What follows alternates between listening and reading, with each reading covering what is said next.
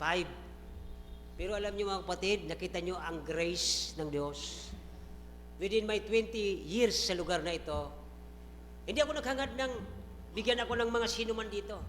Ang hinangad ko lang, na ipagmalaki kayo ng Panginoon sa lugar na ito. Bakit? Yun po ang aking laging pinapanalangin. Ipagmalaki kayo ng Diyos sa ibang mga Kristiyano. Yan ang the best. Nakita niyo si Job? At may natuklasan akong napakagandang kanta para sa service sa buhay ni Job. Maririnig niyo yan sa isang testimonial song sa darating na mga Sunday siguro. Tayo po magsitayo, buksan natin ang Matthew 14. Madalas ko itong tinuturo sa inyo. Ang issue dito, for your information, ay pananampalatayang lumalakad. Pananampalatayang nakakagawa ng imposible. Pananampalatayang yung hindi mo akalain ay magagawa ng maliit na pananampalataya. Okay? So basahin natin from verse, saan na ba yan? Okay? Verse 22 ng chapter 14 ng Matthew. Marami naman yan, Matthew, Mark, Luke, dyan, mayroon yan sila. Ito po ay tungkol yung sa paglakad ni Pedro sa tubig. Alam nyo na ito eh. Ano ba ang mahuhukay nating diamante rito? Okay? So, basahin natin po na mapangunawa. Verse 22. Salitan tayo. 22 ako, 23 kayo. Chapter 14, 22 hanggang 23. And straightway, Jesus constrained his disciples to get into the ship and to go before him to the other side while he sent the multitude away. Next verse.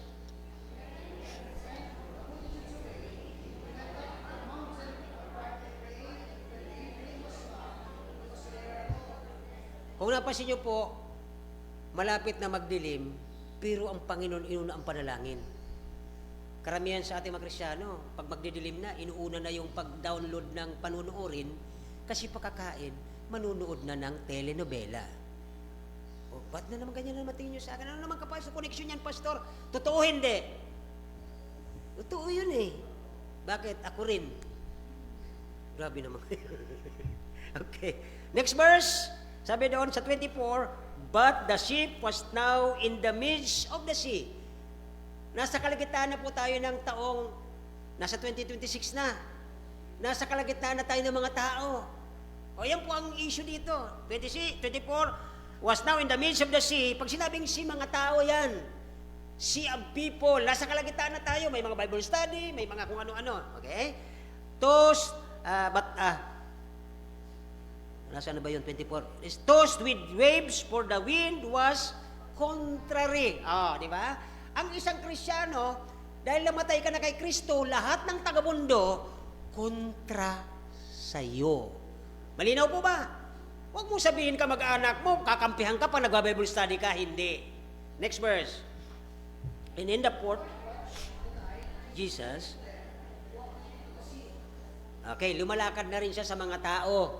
Ipinangangaral na siya. Next, verse 26, and when the disciples saw him walking on the sea, ito ang problema na troubled, saying, it is a spirit, and they cried out for fear. Yung takot, talagang takot ng laman, yung may mumo. Parang gano'n. Next verse. But,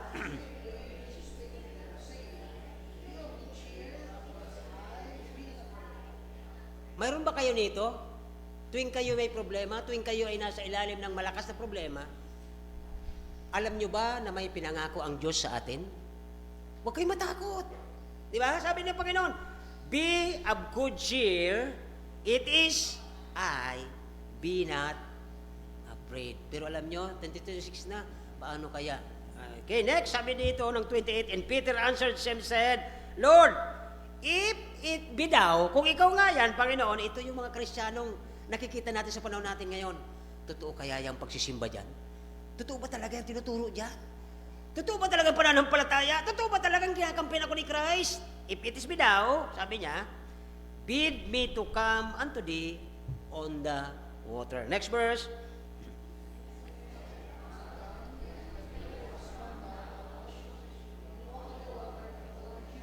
Nakarating ba siya? But when he saw the wind, ito ang problema talaga, totoo ito eh. Matagal na natin na ipipreach.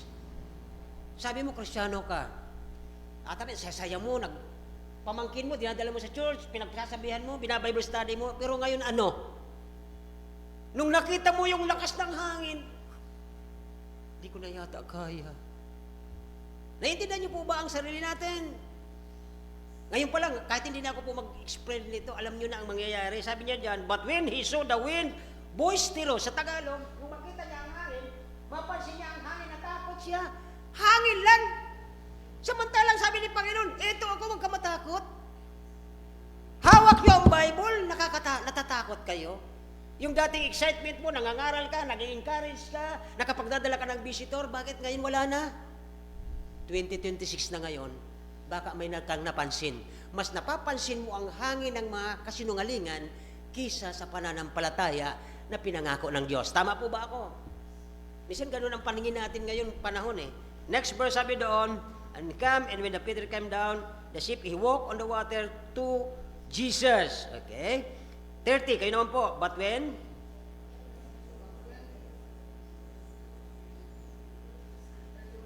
31 pala dapat. And immediately Jesus stretched forth his hand and caught him, and said unto him, O thou of...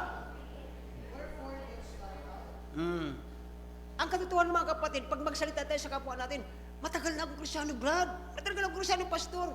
Ang tanong, malaki ba, maliit ang pananampalataya mo? Ayan po ang hinahanap ng Panginoon. Next, 32, and when they were come into the ship, grabe. Nung nandoon na siya sa kanyang katinuan, sa kanyang grupo, sa kanyang simbahan, nung nasa loob na siya ng kalooban ng Diyos sa buhay niya, nung nandoon siya sa loob ng simbahan, magulo. Pero nung nandoon na siya sa loob ng simbahan, bigla na lang tumigil ang boisterous, yung mahabang o mayabang na hangin. Sa ayat 33, then they that were in the ship, anong nangyari? They came and worshiped, saying, of a truth, thou art the Son of God. Ang nakita ba ng Panginoon sa kanila noon at ang nakikita ba sa ating pananampalataya ngayon, magkaiba o magkaparehas? Pastor, di kami sure. Si Pedro ang lakas magsalita niyan. Panginoon, tatakbuhan ka ng 11, ako hindi kita, ipaglalaban kita ng patayan. Pero sino ang nagkanulo? Sino ang nagtraidor? Si Peter. Ngayong panahon, 2026, Panginoon, ako ang mangunguna sa Bible study. Ang tanong, malaki o maliit ang pananampalataya? It means, may advantage sa malaki at maliit. Dahil yan po ay pananampalataya. Maliit man yan malaki, nagkikilos yan, nagpapalakad yan sa ibabaw ng tubig. Tayo po manalangin, dakilang Diyos, salamat po sa hapong ito, salamat po na kahit medyo late na dahil sa aming planning, salamat Panginoon na mayroon pa rin Panginoon nagdi-desire na pagkatapos ng aming matapos itong una naming project, may bago na silang pinagpipray. Panginoon, alam namin, habang naghihintay kami, did not wait upon the Lord, ay we will i-renew po Panginoon ang aming mga desire, ang aming mga plano, na imbes na pag mabigatan ng lahat, pwede namang suluhin, pwede namang kung sino ang panguna Panginoon, depende po sa iyong kalooban. Kayo po ang manguna ngayong hapon sa pangaral, kayo po may taas, kayo po ang mapupurihan, at hindi kami sa pangalan ni Jesus. Amen. Narinig niyo na ba yung kwento ni Spurgeon nung siya po ay, biruin mo, nung panahon ni Spurgeon, bata siya naging pastor, yung tabernacle pulpit, siksikan sila dahil sa magaling itong English preacher na to eh. Mayroong 7 na mga manluloko, ang tawag sa atin ngayon ay mga, prankster. Nagpa-prank. Sumigaw siya, sunog! Sunog! Nagtakbuhan yung tao, namatay ay 7 hospital, ang na-hospital ay 30. Alam niyo ba, yung preacher na ito, na desire niya sa Panginoon maglingkod, nagkaroon po siya ng trauma. Nawala siya sa tamang parang, Panginoon, ginawa ko ang lahat sa iyo, lahat, ginawa ko para na itong ministering ito, para to sa iyo, dito para sa akin. Tapos nagkaganito, maraming tao nagkukutsa sa kanya, nang dahil sa iyo, maraming namatay, maraming nagkasakit. O na-stampede, natungtungan dahil doon sa prankster na nagpipreach siya, may sumigaw na sunog, ay sa dami ng tao, nagtakbuhan. Alam mo kapatid, yung mga kaibigan niya, na-concern kay Spurgeon, dinala siya sa isang lugar para gumaling siya sa trauma na parang na-discourage siya bilang pastor. Pero ang galing na preacher nito. At habang nandoon siya, hinahanap niya kung saan siya pwedeng tulungan ng Panginoon. Hindi niya makita, talagang discourage na discourage siya. At laging bumabalik sa kanyang isipan yung Philippians 2:9. Pakalabas yung Philippians 2:9 at doon ay nabasa ang salita, doon na restore ang pananampalataya ni Spurgeon. Mga kapatid, kilala niyo si Spurgeon, the Prince of Preachers. Napakagaling nito mag-preach. Hanggang ngayon narinig ang mga preaching niya, pero mga kapatid, na-discourage siya.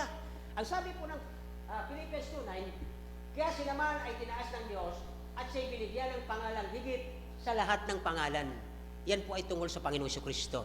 Sabi ni Spurgeon, sapagkat siya ang nagsulat ng Pearl of o the Diamonds of David, ang Book of Psalms, yan talaga ang paborito kong book. Napakaganda ng, kaya nagsisiris tayo kung Miyerkules, kung may time kayo, punta kayo ng Miyerkules, nandoon ang mga perlas na hinuhukay natin para maintindihan natin ano ba ang ibig sabihin ng Psalms sa buhay nating mga Kristiyano. Now dito po ay, nung nakita ito ni Spurgeon, nanumbalik siya, ang pangalang ito naging strong tower sa kanya, naging sandalan niya, at naging awitin sa kanyang puso, at hanggang mula noon, ano po, ay bumalik siya sa pangangaral. Kaya ngayon mga kapatid, bilang yun po ang ating introduction, there are at least siguro mga 4, ano po, 1, 2, 3, 4, from verse 22 to 23 and 24, tatlong verse. Okay? Yan po yung ating intro. Titingnan natin mamaya. Sa verse 29, verse 25 to 27, 28, bali tatlo, ay ano ang nag-motivate? Ano ang nagtulak? Ano ang naggatong kay Pedro para po siya ay lumapit at lumakad sa ibabaw ng tubig? Mga kapatid, kung tayo, nangyari nito sa panahon ng Jordan River, di ba? Doon daldalan lang ang Ark of the Covenant, yung mga pari, dahil alam nila malalim ang Jordan, malakas po ang agos doon. Pinagpipray ko isang araw, pag pinagpala kayo ng Diyos, minsan magpunta naman tayo ng Israel. Kaya ba? Imposible yung pastor. Alam nyo, pag kayo ay makaipon at mayroon niyan po yung mga package, malay nyo, o isang church tayo, punta ng Israel. Makapunta tayo sa Jordan River. Makita natin ang ragaslas doon ng tubig. Hindi po yung iniisip natin na nung tumawid ang Ark of the Covenant, diretso yung mga pari. Hindi.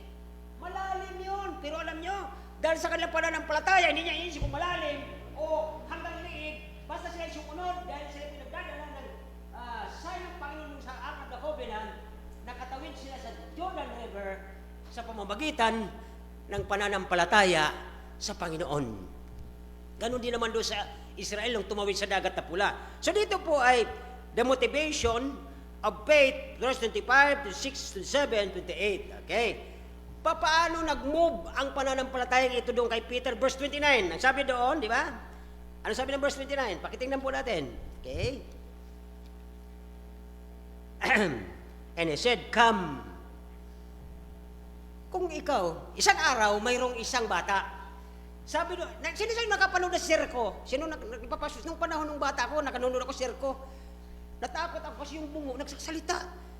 Ngayon ko lang naintindihan, yung bungo pala na yon, mayroong, tawag din yung, di mo magkita nagbubukang bibig ng tao, pero, nagbubukabos nasa panyo, nagbubukabos kayo, natakot ako. Yung pala, magagaling yung mga bilis ng kamay, nabubuka yung bunganga ng bungo, tapos sila pala nagsasalita. Ang tawag doon ay, ano yun? Yung puppet show. Ano? Puppeteer. Okay. At least, yun ang gusto ko kay Asil eh. Okay. Di ba? So, nagsasalita yung puppet, pero nakatingin siya. Di ba? Ang galing nila eh. So, dito po, ang nag-move kung bakit siya lumapit. Yun ang nagbigay sa kanya ng pananampalataya na ikaw ang tumawag. Yung bata, tinawag nung sirkero, sabi niya, bata, halika, naniniwala ka ba? Itong alambre, sasakay kita sa, alam niyo ba yung bilbaro, yung karmatilya? Isang gulong, yung tapos hawak ng mama, tutulay ako sa alambre, isasakay kita. Ikaw halimbawa kasi, maniniwala ka ba? Maniniwala ka ba? Isakay kita sa kanila, tapos tatawid tayo sa alambre, maniniwala ka ba sa akin? Hindi kasi, pastor, sirkero ka ba? Sabi nung bata, hindi po. Maya-maya, dumating yung tatay. Sabi niya, anak, halika, sakay ka rito, tatawid tayo sa alambre. Sumakay yung bata. Bakit? Bakit sumakay yung bata? Dahil, ang magdadala ay kanyang tatay at kanyang kilala. Malinaw po ba? Ganon din po si Peter nung sabi ni Kristo, come, halika. Sabi Panginoon, di ba ikaw, kung ikaw talaga, di ba? Kasi mayroon siyang pananampalataya. Ang pang-apat dito, na misdirect siya. Nagkaroon ng problema ang kanyang direksyon. Parang na misdirect siya. Hindi tama, kundi nahatak ng iba. Ang number one na problema natin mga Kristiyano ngayon, yung decision making. Nagpipray ka, Lord, sana po ito ngayong 2026, ito maiambag ko. Pumasok yung masamang hangin sa tenga mo. Sila na nga lang dyan. That's the point. Sabi dito ng verse 30. Tingnan niyo po ang verse 30. But when he saw the wind, nung nakita niya ang problema, ako na nga itong nagpapagod, tapos pagsasabihan mo pa ako, kayo na lang. That is the wind of the problem. Okay? And panghuli, verse 30, 31, 32, 33, inayos ng Diyos ang kanyang pananampalataya. Diyan natin titignan ang panghuli niya. Now, dito sa una, ang background po ay 22, 23, 24, okay? Ang dagat, kalmado naman kapatid eh. Nung pumasok ang January, kalmado tayong lahat. Di ba? Parang nandoon ang Panginoon, nagpipray, okay? So, the calm before the storm from 15 to 21, okay? Dito po natin mapansin, okay? Ang Panginoon, inutusan na sila, alis na kayo. Bakit po kaya sa tingin niyo? Bakit pinapaalis ng Panginoon ang disipulo at yung mga taong nagsusunod-sunod sa Kanya, pinauwi na niya, uwi na kayo. Number one, ang priority ni Kristo pinapakita sa mga disciple niya, lalo sa atin ngayong 2026, na wala mo na yung mga baygor mo nung araw. Dati ka naman naasahan sa church, kasi na-busy ka. Wala na rin tayo sa atin ngayon priority, unahin ang prayer bago ang mga bagay na ito. Napansin niyo po ba yon?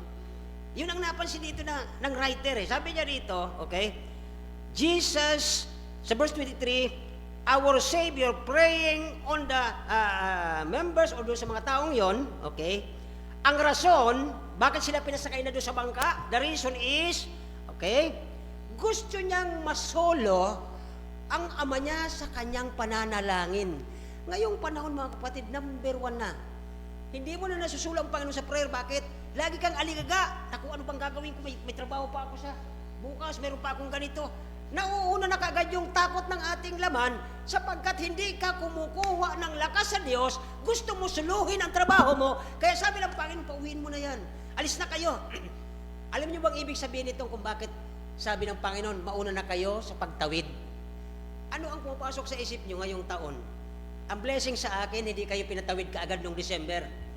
Ang ibig sabihin ng pagtawid to the other side, ang ibig sabihin nito, papunta doon sa kalangitan.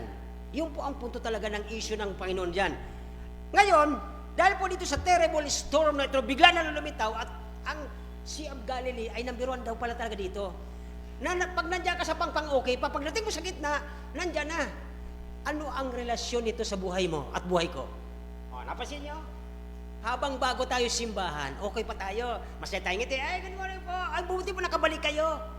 Tapos mapapansin nyo, after a month, ba't wala na kaya sila? Ba't di na umaaten? Dahil mayroon na silang, ano pong nangyayari sa kanila? Mayroon na silang biglang problema. Bakit?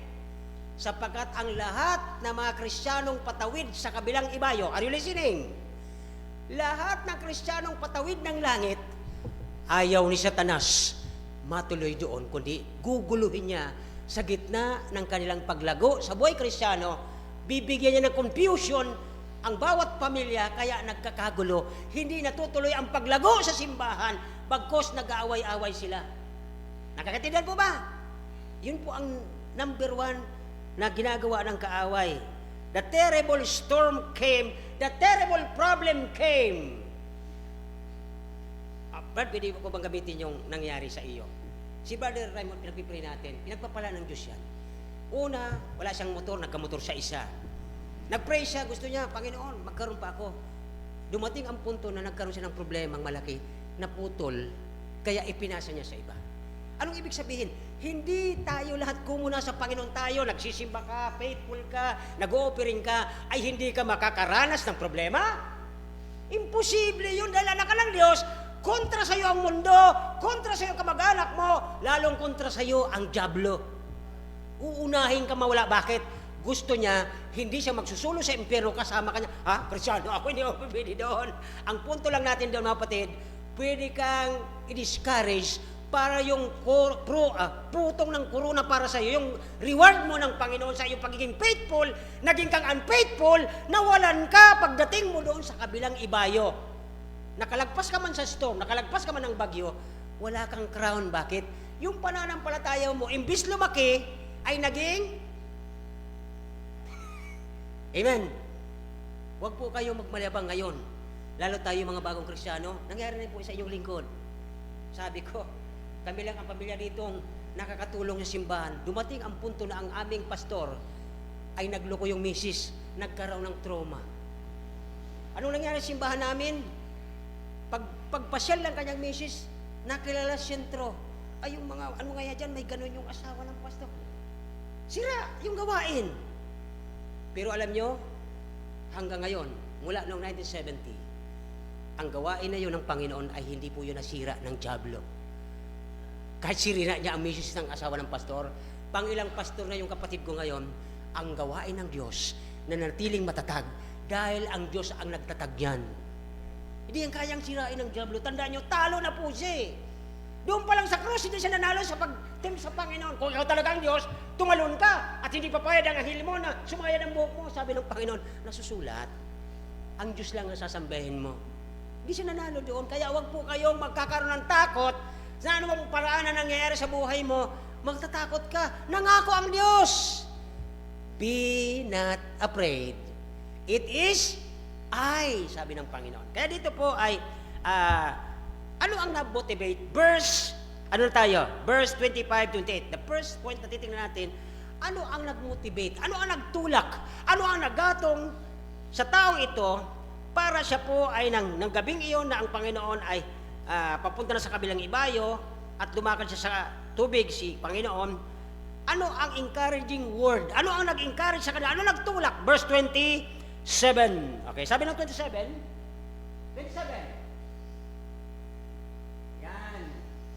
Ngunit nagsalita ka agad sa kanila natural sa tao. Alam nyo, may isang pastor doon sa bandar dyan. Hindi ko sabihin kasi kilala nyo yan eh. Ano itong taong ito, pastor na ito, napakasipag nito. Sa alas 12 ng gabi, maliwanag ang buwan, nag-aararo. Bakit po? Sa umaga, magsusulwining yan mula alas 8 hanggang alas 6. Kaya ang araro niya sa kanyang maisan, alas 12 hanggang alauna, alas 3 ng madaling araw. Namatay ito. Alam niyo ang ginawa ng dyablo? Doon sa kanyang tahanan, may nagpapakitang imahe na kaitsura nung namatay. Nakita niyo yon? Yung pastor na inimbita mag-speak doon sa simbahan yon. Ngayon, pastor, dito ka matulog. Alam niyo ang ginawa ng pastor? Dahil alam niyo na mayroong nagpapakita doon, naglagay ng headphone at natakot. Pwede pala yon. Kaya mga kapatid, wag niyo po mga bata habang lumalaki, wag niyo tinatakot, halamay mo. Kayo ang gumagawa ng multo sa kanila. Hindi sila. Di ba? Yan na naman kayo, sabi niya. Ganun kasi kaya ang bata lumalaki na, ba't hindi ka pumunta sa tindahan? Tatakot po ako, madilim. Makita ninyo? Samantalang ang Bible nagsasabi, sa mga batang katulad nilang maliliit pa, greater is He that is Sunday school teacher, kung kayo pinagtuturo diyan sa mga bata diyan, doon sa toddlers, doon sa mga elementary, siguraduhin mo sa pagtuturo mo, kilala nila ang Diyos para ang takot nila sa puso mawala. Dahil greater is the Lord na nasa kanilang puso rather than Satan who is in the world. Minsan sa bahay niya nagtatakutan. Okay? So yun po, trabaho natin yan. So, pentuloy ako mga 30 minutes, okay? So dito po ay, pagdating sa verse 28, nagtanong si Peter, sabi niya, Panginoon, pwede po ba akong lumakad? Yan naman talaga tayo lang, Panginoon, pwede po ba ang aking planong ito? Pwede po ba inyong aprobahan? Lord, pwede po ba ako magtrabaho sa Manila namin? Lord, pwede po ba ako mag-US sa aking trabaho? Lord, pwede po ba ako maganito? Pwede naman eh. Natural yun sa mga anak ng Diyos, nagpa-approve sa Diyos. Pero ang nakakatakot, ganito. Pag doon ako sa Manila, kikita ako ng malaki, mabibigyan ko ng bahay ang aking magulang, mabibigyan ko ng pera ang aking magulang, Ang tanong, natutuwa ba ang Diyos sa pagiging Kristiyano mo nung pinalaki ka sa isang lugar na mayroong pastor, mayroong nagtuturo sa iyo? Natutuwa ba ang Diyos? Sorry na lang, sabihin mo maging successful ka sa labas. May hawak kang isang kumpanyang malaki, pag-aari mo ang isang kumpanya, ang sabi ng Panginoon sa isang hangal, sabi ng hangal, 2026, ang dami kong ani, ang dami kong pera, ano bang gagawin ko? Alam mo na, gigibain ko ang dati kong kamalig, palalakihan ko, at doon ko lahat iimbakin ang aking kinita. Sabi ng Panginoon, naging judge ang Panginoon sa kanya, ikaw na hangal ngayong gabi, kukunin ko ang iyong kaluluwa. Mapapakanino ang pinagparapagalan mong yan? Kaya di ba nakita nyo? Kaliit-liit na lupa para 1,000 square meter, pinag-aawayan, nagpapatayan yung magkakapatid. Biruin mo yun. Kaya dito pumapansin natin, kapatid, there are terrible storm pagka ang iyong pananampalataya, katulad ni Peter, na napakaliit. Kung ikaw talaga yung Panginoon, sige. para bang ang Panginoon di niya narinig mag-preach. I will never leave thee nor forsake thee, sabi ng Panginoon. So dito po ay, pagdating doon sa 20, brother, si Peter po dito ay nagkaroon ng pananampalataya, nga lang maliit. Bakit po? Bakit ko nasabi maliit? Ito na po yon. Sabi niya, Lord, payag ka po ba na lumakad ko? Lord, will ka po ba? O approve niyo po ba yung plano ko?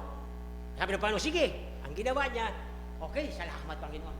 Kaya lang nung siya po itutungtong na, remember, ito po lagi kong tinuturo sa inyo, mga young people na magka-graduate ngayong taon. Once na kayo lumabas sa bangka ng Panginoon, once na lumabas kayo sa kalooban ng Diyos, sa loob ng simbahang pinaglagyan sa iyo, are you listening? Natutulog na naman kayo eh. Once na kayo lumabas, nag-step out kayo out of the will of God, ano yung kalooban sa loob ng simbahan, at ang gusto mo, kalooban mo dito, ako Panginoon. Ito ang problema. Pag lumabas ka sa kalooban ng Diyos, ang daming hangin ka maririnig. Hangin ng kayabangan, hangin ng katamaran, hangin ng kakulangan ng pananampalataya sa Diyos. Kasi dati naman, excited ka eh. Pagdating sa mga gawain ng Diyos, ay number 1 ka nung araw. Naniniwala ko yan. Bakit? Naobserbaran ko po kayo. Bago kayo tumagal dito sa lugar na ito, nauna ako sa inyo dito tumagal. Bakit? Nung mga bago kayo, ang sisipag ninyo eh. And why? Pagdating nung humaba na ang mga pressure, ang mga problema, ang mga alon, ang mga hangin ng bagyo sa buhay niyo, parang hindi ka na katulad ng dati. Baka maulit na naman kasi nangyari. May pananampalataya ka pa ba noon? Lumiit na eh. Ang gaganda naman patutuon natin lagi. Saka pasalamat sa Panginoon, ganito, ganyan. Yan bang panapasalamat mong yan? Diretso ba yan hanggang sa kabilang pangpang? Yung bang pasasalamat mong yan sa Panginoon, Lord, salamat na naging akong Kristiyano, diretso ba yan hanggang sa kabilang pangpang? Parang hindi eh. Peter is number 1 the reason. Bakit? Ang rason niya, inilayo niya kasi, inalis niya ang focus niya doon sa Diyos na magbibigay sa kanya ng lahat ng kanyang pangangailangan. Yes, may trabaho ka, ang ganda ng kumpanya na napasukan mo. Sabihin natin, bachelor ka o kayo yung top notcher sa, anong tawag doon? Yung may honor sa college? Ano? Uy, ano? Okay. Suma, di ba? Suma kabilang buhay dahil sa hindi pagsunod sa Panginoon. Bakit suma kabilang buhay? Mga kapatid, yung simpleng nag-detect siya doon sa loob ng buwan niya, nasa kasaan siya ng forklift. Pwede hindi. Ang bira, napakaano naman ang tao yung forklift, nasa kasaan siya. Bakit po nagbabasa? Yung forklift nandiyan na. Yung forklift may dala-dalang mabigat na crate. Pag preno ng driver, nahulog yung crate, bumagsak sa ulo niya, pisak ang ulo niya. Tanong ko sa inyo, pwede mong takasan ang Diyos, pero ang Diyos walang kolektor. Pwede siyang maningil, tama? Naniniwala ba kayo rito? Marunong maningil ang Diyos. pero wala siyang kolektor. Halimbawa, yan na naman kayo. Basa ko kaagad. Sabi, ayan na naman si pastor. Tungkol na naman yan sa giving. Hindi nga eh. Pwede mo siyang pagtaguan sa pagbibigay ng pasasa. Kasi mga kapatid, bakit po natin tinawag na, ano yan? Ano to? Ano yan ang karailan? Anong ibig sabihin ng offer? Ha? Bayad ba yun? An offering is thanksgiving. Pwede mong taguan. Hindi may makikita ni pastor eh. Nagkaroon ng night sale, Friday, nagka-traffic sa Legazpi. Nandun ka. Sabado, wala ka ng pera kasi nag-night sale ka, di ba? Good afternoon. Pagkaling mo kinabukasan, pagkapa mo, barya na lang. Grabe talaga, oh. Grabe makatingin kayo, makahusga kayo, grabe. Ano ulit ito? Ano to? Ano to? Hindi yan. Huwag na to. Hindi mo kayo naman yan. Ito yung mga tao na sino. Ito lang ang pag-uusapan natin. Anong ibig sabihin nag-o-offer ka? Dahil ano? Nagpapasalamat ka sa ginagawa ng Diyos sa buhay mo. That is your offering, Lord. I offer myself. Pero bakit nagkakaroon ng problema ang ganoon? Ang nai-offer natin sa Diyos, are you listening? Ang nai-offer natin sa Kanya, mga tira-tira, sa pagbili natin sa night sale. Yung mga sukli. Ay, wala na pala, naibili ko pala ng Biyernes. Linggo ngayon. Pagbigay mo doon, sabi nung, barya na lang, tumunog pa. Eto pa mga bata, ha? Naglalagay kayo ng barya sa envelope.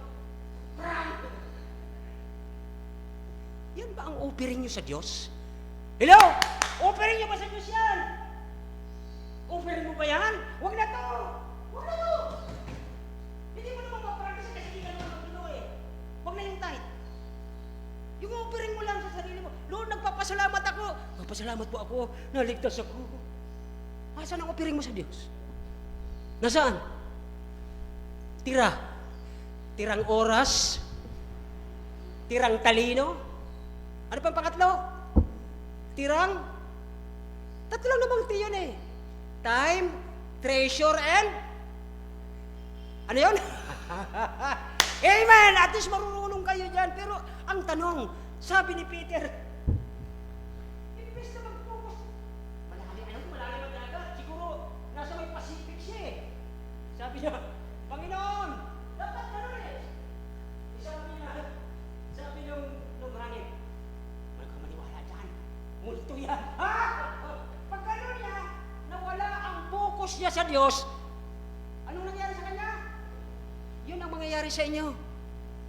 Nasa kalooban ka ng Diyos, nandito ka sa loob ng simbahan, nasa loob ka ng bangka, paglabas mo, wala ka na sa kalooban ng Diyos, anong mangyayari sa buhay mo? Lulubog ka. Kaya mga kapatid, dito po, you will be moved by your faith. Maliit man yan o malaki, yan ang gagalaw para lumago ka sa pag-focus sa Diyos at hindi pag-focus sa gusto mo, sa mga desire mo, sa mga gustong-gusto mong mangyari sa buhay mo. Eh lalong-lalo ka na nung ikaw ay nasa high school. Sinong senior high dito? Asa si JM? Nandoon sa operator. Di ba? Tulog na. Okay. Si JM ay matalino. Pero pag nawala sa focus sa Panginoon at mag-focus siya sa magaling siya, hindi pa siya nagbo-board. Bagsak na siya. Naniniwala kayo doon? Hindi ka pa nagbo-board.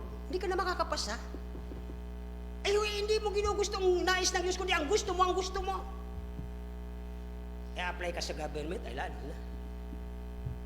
So dito po ay, verse 29, lumabas si Peter doon sa bangka. Actually, lumakad talaga siya sa tubig eh. Siguro mga dalawang step. Ano ang purpose ng Diyos pa nasulat ito? Hindi ka pa lumalayo ng todo sa pagtalikod mo sa simbahan. Are you listening? Hindi ka pa lumalayo ng todo sa kalooban ng Diyos sa simbahan. Tumalikod ka. Hindi ka na umaatin. Hindi ka pa lumalayo gaano, hindi ka pa nagtatagal. Dahan-dahan ka nang lumulubog. Physically, magiging jobless ka, magiging kung ano ka, dahil sa pagtalikod mo sa nais ng Diyos sa buhay mo. Mag-focus ka lang. Yun po ang sabi ng verse 29. Tingnan niyo po, okay?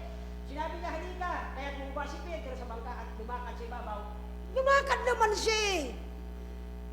Ito po ang totoo. Lahat ng nagbabackslide at tumatalikod sa pinaglagyan ng Panginoon sa kanilang lugar na kung saan doon siya mag-grow, doon siya gagamitin. Sabi niya, ayoko dito. Unang-unang pastor dyan, puro na lang marinig mo, masakit sa tenga magsalita eh. Hahanap ako ng pastor na gusto ko. Ganun po ang mga, ano nga yung stand ngayon, sabi niya, lumakad naman siya sa ibabaw eh. Nakapunta naman siya doon sa gusto niya. Kaya lang, hindi po ang problema yung pastor, hindi problema yung lugar, hindi problema yung simbahan, hindi problema yung mga nagsisimba. Sino ang problema? Sino ang problema? Ano? Sino? Yung sarili niya. Lilipat ako dito, ayoko na dito, ang ingay ni pastor mag-preach eh. Punta ako rin. Bago pa bumaba sa tricycle o sa jeep, nandun na yung sarili mo.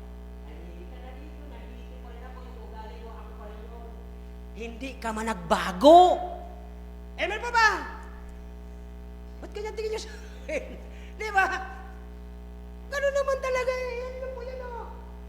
Pwede naman yung gagawin mo. Pwede papayagan ka ng Diyos. Sabi nga kanina sa Sunday school natin, pag nagkasala ka sa church, patatawarin ka ni pastor, patatawarin ka ni mama mo, patatawarin ka ni papa mo, patatawarin ka ng Diyos. Pero may, ano daw? May consequence, may tatama pa rin sa'yo. Abangan mo. O please hindi ako nangaaway. Tingnan natin ang katotohanan. Okay? Si David, pinatawad ng Diyos. Pero anong ginawa sa kanya ng kanyang mga kaaway? Umiyak si David. Lord, kailan mo ako pagiganti? Tinamaan siya ng kanyang kagagawan. Tama po ba ako? Biro mo, papatayin ka sa sarili mong anak? Pwede naman nahingi niya ng maayos pa. Wag ka na, nagkasala ka, ako na lang maghahari. Hindi, sabi ni Absalom, papatayin kita. Anak niya yun eh.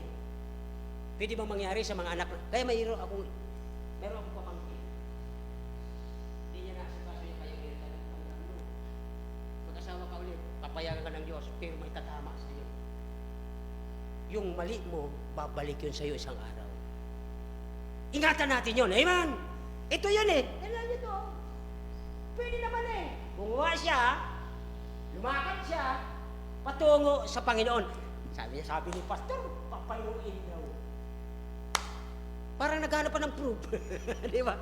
Sabi lang ng mga pastor yan kasi gusto niya magsimba ka eh. Oh. Hindi po kami ganyan. Ayan o. At tingnan niyo ang next. 13. Yeah? Bumaba siya. Pinayagan siya. Sige. Next verse. 30. Di ba? Ito po yung word. Look at this. Ba? Ano yung sa Bible College? Anong word na yun yung but? Anong ibig sabihin yun? Conjunction ba yun? Ano? Alam nyo na yun. Okay? Subalit. Ba? Pinayagan ka ng Diyos. Sige, papayagan ka. Tumalikod ka sa ministry mo. Alisan mo yung ministry mo. Ibigay mo sa iba. Ikaw kaya ang nilagay ng Diyos doon. Bakit mo ipapasa sa akin? Di ba gano'n yan? Di ba, nagtuturo ka sa mga bata, tapos, ayaw ko na dyan. Pastor, ikaw na dyan. Pwede naman eh. Ayon sa verse 29, di ba? Lumakad naman siya eh. Pero, subalit, ngunit. Ano ba? Di ba? Pero, subalit, ngunit. Oh, ayan. Ngunit, nang mapansin niya ang padala ng Diyos. May padala ng Diyos, mga kapatid. Yan yung warning sa atin eh. Nung mapansin niya, sino ba may kontrol ng hangin? Sa lupa, Satanas. Pero ang apat na corner, mga kapatid, ang hangin habagat, ang tawag ko na i-bus station. Hindi yung istasyon ng bus, ayan na naman tayo eh. Walang nakakuha. Anyway, si Marie nakaunawa.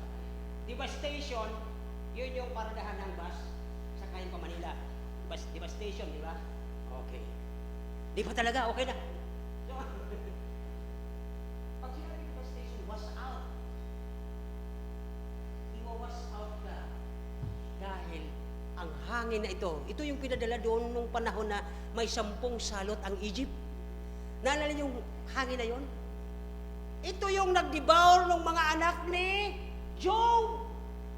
Hawak ito ng Diyos. yan ay palo sa mga matitigas ang ulo. Pagdating dito, ngunit tinapan siya ang hangin. Di ba? Ano bang hangin na alala nyo? Yung whirlwind ba yun sa Bible? O, naalala niyo yun? Di ba? Hangin kontrolado ng Diyos. Ang hangin sa lupa, wala yan pakialam sa'yo. Are you listening? Ang hangin ni Satanas, wala yan kinalaman sa'yo. Sapagkat kayo ay pag-aari ng Diyos. We are God's property. The devil is not allowed. Yung paborito namin nung kami 1981, 82, t-shirt namin. God's property. Paglagpas, the devil is not allowed. Tawa ng tawa kami. Sabi, ang galing ah. Lalakad kami, naka-t-shirt kami, puro puti. God's property. Paglagpas mo, makita mo, the devil is not allowed. Ang ganda, di ba? Magandang, gusto ko ibalik yun eh. 80s yun. Now, next verse, tingnan nyo po sa 30. Okay? Mapansin nyo ito dito. Okay? Parehas sa atin. Lumabas ang iba sa kalooban ng Diyos, lumabas sa simbahan, tinalikuran ng kanyang ministry. Pagdating sa 20, sabi John, since na ikaw yan, Panginoon, sige po, susunod ako. Pero yung pananampalataya niya, hindi na katulad ng dati. Maliit na siya eh. Di po ba? Ngayong 2026, ganun pa rin naman ang, napisimba pa rin naman ako, faithful pa rin naman ako. Ang tanong, yung pananampalataya mo ba kasing tibay pa nung nakaraan? Amen ba hindi? Paano kung dumating ulit ang COVID? Di ba? Ano yung huli, brother? Ano yung huli? Sabi mo yung huli, ano yung huli nila? Variant? O, Delta. Paano pa yung Charlie? Di ba? May Delta, Charlie. Susunod yung Charlie yun, Brad. Anong ibig sabihin? Pataas ng pataas. Naggagawa ulit ang, ayoko mabagit na kano tayo. Gumagawa ulit sila ng panibagong gagamitin sa war. Diba? Mayroon kami kamag-anak sa service. Tinanong ko sa ito, bang nandun talaga sa ano natin sa upo? Hindi sila pwedeng gumanon eh. Pero ready sila, sabi ng kamag-anak namin. Kaya saludo ako sa mga yan. Nahihirapan sila, nabubungian, nasasaktan, nasusugatan, naninindigan para sa katotohanan. Hindi tayong, hindi naman tayo ganun eh. Idaan natin sa katotohanan yan. So dito po, verse 30, nagkaroon ng misdirection. Hindi naging tama ang pananampalataya ni Pedro dito. Bakit po? Tingnan niyo po ang verse 30. Again, balik tayo doon. Okay? Bakit na misdirect? Hindi naging tama ang kanyang pananampalataya. Tingnan po ninyo, ngunit nang mapansin niya ang hangin, natakot siya. Number 1. Sino po ang kausap niya sa kabila na lalaki sa doon? Sino ang kausap niya? Ang kanyang teacher, ang kanyang pastor, ang kanyang Panginoon. Tama? Ang tibay noon eh. At bakit? Bakit? Sa puntong to, kilala mo ang Panginoon mo, nagbubuhay ng patay. Nagpapalakad ng pilay. Nagbidilat yung bulag. Bakit nung time na yan, bakit ka nagkaroon ng pagdududa? Ba't ka nagdududa? Ano ang kulang sa'yo? Ano po? Tama yun. Ano ang kulang sa kanya? Ano ang kulang kay Pedro? Pero ito sabi niya, ikaw po talaga yung Panginoon. Sabi ng Panginoon, oo. Pili ba akong lumakad? Oo, halika. Ang invitation, mga kapatid, ang invitation ng Panginoon, halika, this year, 2026, ang invitation sa iyo, Panginoon, halika, mag-step up ka ng iyong pananampalataya. Dagdagan mo ang pananampalataya mo ngayong taon! Amen! Kaya ba? Oo daw, sabi ni Claudio, tira mo. Ako po, Pastor! Ang bihira yan. Huwag mo nang galawin, huwag mo nang galawin. Yun po ang nais dito. Di ba? Bagong taon na. Dagdagan mo na, mag-improve ka na yung kulang mo sa Panginoon. Pag umaga, imbis yung pasalamat ka sa Diyos. Saka yung karabaw. Nauna pa yung karabaw. Bago pagbangon mo, hanap ka na ng takuri. Mahit ka na ng kape. Hindi ka pa nga nagpasalamat sa Diyos. Bagong taon na! Magbago na tayo. Pasalamatan natin ang Diyos sa bawat kibot ng buhay natin. Bakit hindi mo alam? Itong pagrugsa na yan ng bukid. Nagsignal si Taal. Sabi ni Sister Wingy kanina, si ano yun, yung sa Sorsogon, sino yun? Si Bulusan. Sabi niya, nagdidigay na. Aba, ano bang pinapakita? May darating tayong the big one. Alam niyo ba yung the big one? Pinamakalagas na tectonic plate. Pa! Pag sinabing the big one, yan ay Luzon hanggang, ang sabi ng mga katatandang mga Rodriguez na may-ari ng mapa ng Pilipinas, ang muhon daw yan ay nasa Iriga. Baka mamaya ang linya niyan, tectonic na yan, hanggang Iriga, pag nagbangga yung lupa na yan, pa! Lubog. Di ba? Kaya minarkahan niya noon, sino ba yung dating ano na yun? Minarkahan niya ng pink. Yung sa UWAS, napanood niyo yung nabiyak na lupa dyan? Sino magpanood? Maliban sa akin. Ang haba noon sa UWAS, na Maglindol. Sa Cebu, ang haba ng nabibitak pag gumagalaw yan. Yan po yung mga pinapakita ng Diyos, malapit na siyang dumating. Ang pananampalataya niyo ba kasing hina ng pananampalataya ni Pedro? Kasing lakas ba ng pananampalataya niyo? O kasing hina ng pananampalataya ni Pedro? Na misdirect ang kanyang pananampalataya dito. Bakit po? Una, habang si Pedro ay nakatutok sa Panginoon, walang nangyayari. Nakakalakad siya, tama? Pero oras na ang iyong focus sa Diyos, ang iyong pagsamba sa Diyos, ang iyong pagtitiwala sa Diyos, may narinig kang chismis ng hangin, yung ipu-ipu, buhawi, lilingon ka at papansinin mo ang mga problema sa araw-araw, mailalayo nito ang focus mo sa Diyos, lulubog ka talaga. Yun po ang mensahe ngayon ng Panginoon sa ating bagong taon.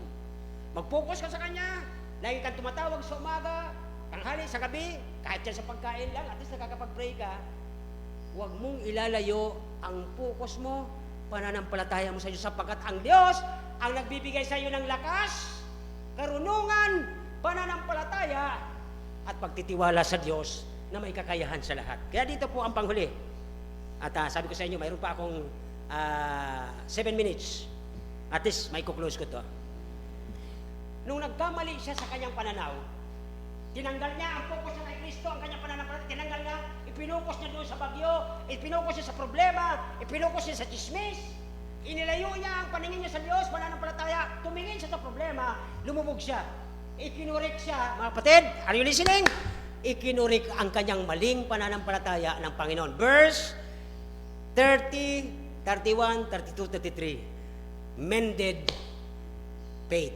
Pag sinabi mended faith, inayos ang pananampalataya. Sabi niya, okay, when he saw the boisterous wind, okay, alam niyo, ito po yung violence ng hangin. Hindi naman si Kristo gumagalaw eh. Ang sabi ni Kristo, halika, bakit napukus ang kanyang isip doon sa maingay na hangin? Na dapat tayong mga Kristiyano, nakapukus lang kay Kristo. Yun ang problema ng mga Kristiyano ngayon.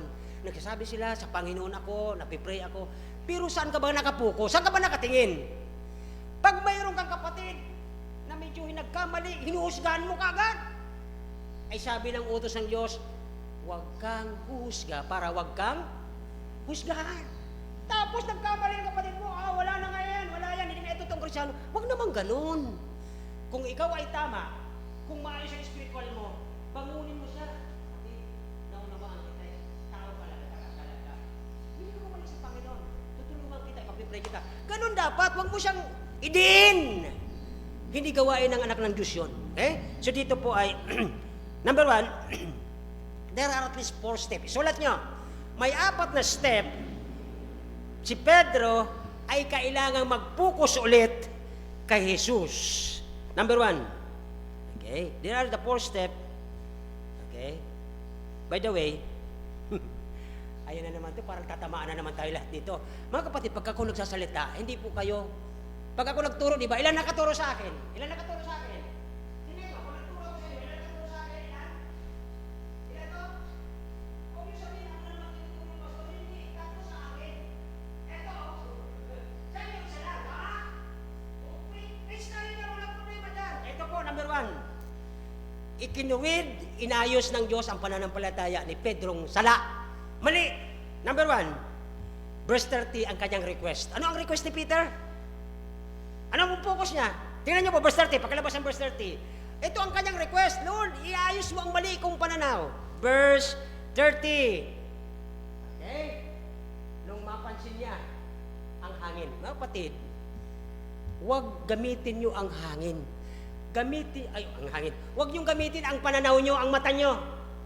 Gamitin niyo ang pananampalataya. Halimbawa, nakita niyo isang araw nagpipreach ako, ang dumi-dumi ng damit ko at wala sa ayos. Habang nagpipreach ako, anong naisip niyo sa bangko? Si Pastor, wala nang kaayusan sa kanyang katawan. Hindi kayo nakapokus sa salita ng Diyos, kundi nakapokus kayo sa anong makikita mo. Tama? Hindi yan inutos ng Panginoon kay Pedro. Ang sabi ng Panginoon, halika, sa akin ka tumingin, looking unto Jesus. Kay Kristo ka tumingin, huwag din simbahan itong pobre. Huwag ka tumingin sa mga kapatid mong may nagkakasala. Walang perpekto sa church, walang simbang perpekto, sapagkat tinitipo ng Diyos dito ang mga imperfect na tao para ituwid ang kanilang pananampalataya. Kaya tayo ganito. May nakakita ba kayo pag nakita mo parating na, tatago na rito? Walang ganyan dito. Maliban, ang pananampalataya mo iba. Okay? Kasi maubos ko na po yung 7. Meron lang ako 2 minutes. Sabi doon pangalawa, Peter needed to focus again on Jesus. Humingi siya ng tulong. Sabi niya ng verse 30, diba? Begin to seek and he cried, saying, ito po yung refocus, Lord. Dati kang excited pagka ganitong Sabado, may visitation, ikaw yung leader. Lord, refocus me. Ibalik mo yung dating sigla ko. Ako yung leader doon sa pagbibisit. Ngayon, leader na ako sa pangunguna sa pagtatrabaho. Amen. Kailangan natin ngayon ang correction ng mali nating misdirected tayo. Mali ang ating pananampalataya. Dahil ikaw ang inaasahan sa office, sabi ng boss mo, pasok ka sa linggo. Sabi ko sa kanya, Sir, alin gusto mo? Malasin ang kumpanya mo? O magsisimba ako? Sabi nung in-check, sige, simba ka na. Ako na lang magbibid. Hey man! Ang bira, hindi ako nananakot. Siya nagbid. Wala siyang maasahan eh. Now dito mga kapatid, ang request sa verse 30, mag-focus ulit sa Panginoon. Kailangan niya ng tulong ngayon. Lumulubog na ako, Panginoon. Dati yung excitement ko pag may mga bata, dinadala ko sa church. Ngayon, nakapokus na ako sa trabaho. Lord, correct my faith. Mended faith. Inayos na pananampalataya. Pangalawa, 31 and 32, mapasin niyo doon, Jesus reach out. Inabot niya. Yung tamang-tamang ito na lang siguro nung lumubog. Mabilis ba tayo pag nasa tubig? Pag ganyan, sabi niya, Lord, help! Ang ginawa ng Panginoon ay, mga kapatid, ngayong taon, mayroon kang kamag-anak na lumulubog. Ano gagawin mo? Bahala ka dyan. Hindi niya trabaho yon. Trabaho mo na abutan mo siya ng lubid. Throughout the lifeline to someone, he's drifting away. Malulunod na siya. Pababayaan mo siya dahil matigas ang ulo niya. Bahala ka dyan. Trabaho mo, magtapo ng lubid, nalulubog siya. Mga kapatid, bakit ikaw, pastor? Mayroon din po akong trabaho ganyan. Hindi lang po kayo. Minsan tayo mga pikon eh. Tigas ang ulo kasi niyan, pastor eh. Ilalo't kapatid mo. Ay, sino nga asahan mo? Yung mga nandyan? Hindi naman marunong ng throughout the lifeline yan eh. Ikaw lang may alam kung paano mag-abot ng lubid sa taong lumulubog. Tama po ba? And last, 2. Verse 31. Look at verse 31. He got him out of the chair. Sabi niya, Lord, help me. And God helped him. And verse 31, immediately, yung kanyang kamay, pangalawa, sabi niya, ni-rebuke siya. Anong rebuke niya? Ikaw na maliit ang pananampalataya. Masakit yon sa atin. Pastor, 2025, faithful ako rito. Ba't sasabihin mo ako ng unfaithful? Hindi ko po sinasabi sa inyo. Sinasabi yon kay Peter. At baka pwedeng tayo yon. Di ba? Sabi niya, o yan o. O, underline nyo ng inyong mga ballpen. O, ikaw na. Ano daw? O, ito, pangalawang tanong. Huwag na natin unahin to. Huwag na natin to. Ikaw na, maliit. O, ito. Pangalawang tanong niya, bakit ka na? Nagalinlangan ka. Sabi ni Kristo, halika. O, sige po, sige po. Eh, ba't ka nagalinlangan? Kilala mo si Kristo na tagapagligtas mo. Kilala mo ang Kristo na namatay sa krus para bayaran ka, para yung kamatayan niya doon, na wala ang kasalanan mo, yung kabanalan niya napunta sa'yo. Ba't ka nagalinlangan? Bakit ka nagduda? Kasi maliit ang pananampalataya mo. Sabi mo, pagtatawanan ako katulad nila, wala naman kami problema pagtawanan ng tao. Bakit? Magtawa kayo ngayon, pero bukas, pag nandun na tayo sa piling ng Diyos, kami ang tatawa sa iyo. Nasa init ka ng apoy. Amen? Minsan nawawala sa atin yung init na yun. Kasi bakit? Nahihiya ako, pastor, kasi pagtatawanan. So what? Alam niyo sabi ni David, Panginoon, kailan mo ako paghihiganti sa mga tao ito na araw-araw akong hinahanting? Papatayin ako! Anong ginawa ng Panginoon kay David? Nawala ang mga hari na yon, yung hari niya, yung naghahabol sa kanya, nasabit yung, kaya yung mga lalaki bawal yung mahabang buhok. Habang hinahabol niya si David, yung kanyang buhok na mahaba, nasabit doon sa sanga, nabigti siya dahil doon sa pag-ikot-ikot niyang ganyan, nabali ang leeg niya. Ang bilis kaya ng kabayo, di ba? O isipin mo, ang bilis ng kabayo, tapos masabit ka. Nung, ito, tulog na yun. Ito na lang, siya lang, Nico, wag na wag kang makikipaghabulan sa school pag hindi mo alam ang area, yung lugar. Nung kami po elementary, habulan kami. Di napansin nung nasa unahan, may sampayan, ha? Tumatakbo ka mabilis, pag nasabit ka dito ng alambre, anong gagawin sa'yo? Tumbling ka na 3 beses. Pagbagsak yung mga kapatid, alam yung takot na takot kami. Plakda yung mukha niya. Isip namin, patay. Pagtakbo kami, di ba sumabit sa white? Gumanong pingot. Dumapa. Uy, grabe yung nangihina kami. Mabuti na lang nabuhay. Hindi na ako umulit nung makipaghabulan sa school. May mga trap pala doon. So, mga kapatid, dito po ay Peter knew who to call pag may problema. Alam ni Pedro kung sino ang kanyang lalapitan, tatawagan pag may problema. Inayos ang kanyang pananampalataya. Kaya dito po, number 1 sa verse 13, kanyang request. Na-rescue siya, 31-32. Nirebuke siya pagdating sa 31. Ikaw na maliit ang pananampalataya, ang panghuli. Ito ay magtatapos. Verse 33. Tingnan niyo po ang verse 33. Verse 33, please. Yan. Then. Sino ito? Ito yung mga taong wala naman sa kanyang disipulo. Ito yung mga kumakain lang. Di ba nangangaral ng Panginoon? Sumasama sila kasi nagpapakain. Ito yung mga tao nung nakita ang nangyari kay Peter, lumubog pero tinulungan ng Diyos. Sabi niya, nagsamba sila. Totoo nga, ikaw nga ang Diyos na tagapagligtas, hindi ang simbahan ng Baptist. Tama? Nagsamba sila, nakita nila ang mahalagang ginawa ni Kristo sa buhay ng isang pananampalataya, pero maliit. Yung pananampalatayang ito ang nagbigay sa kanya ng courage, na magbigay sa kanya ng reverence, paggalang, pagpupuri. Sabi doon, the end result was that Jesus was worshipped. That should be the result of our corrected or mended faith. Pag na-correct ng Panginoon ngayong taon, listen, pag na-correct ang pananampalataya nyo ngayong taon, gagawin po natin. Bakit? May mga pananampalataya tayong baluktot. Basta ako nagsisimba, basta ako dala kong pamilya ko, basta ako nag-ooperate, siguro, okay ang faith ko. Siguro. Check mo sa pamagitan ng parabola. Tingnan nyo po muli sa bahay. Yung mga pinag-ardinala nyo dyan, basahin mo pa ulit-ulit.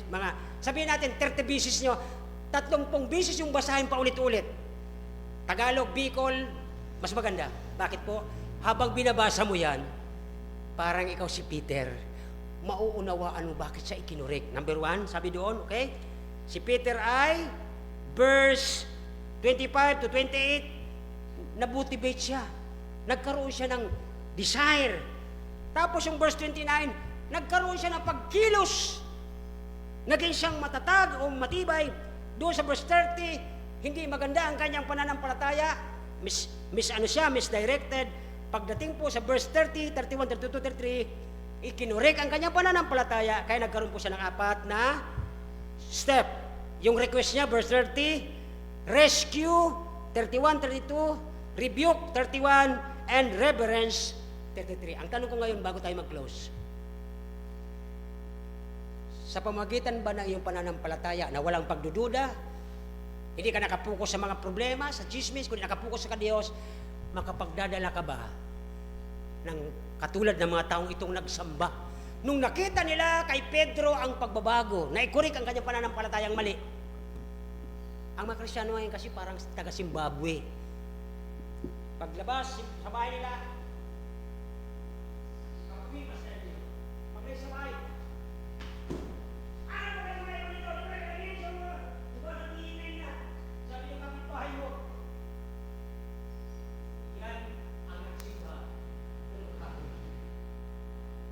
magmamalaki pa sila. Kaya kami, 30 minutos lang, okay na kami.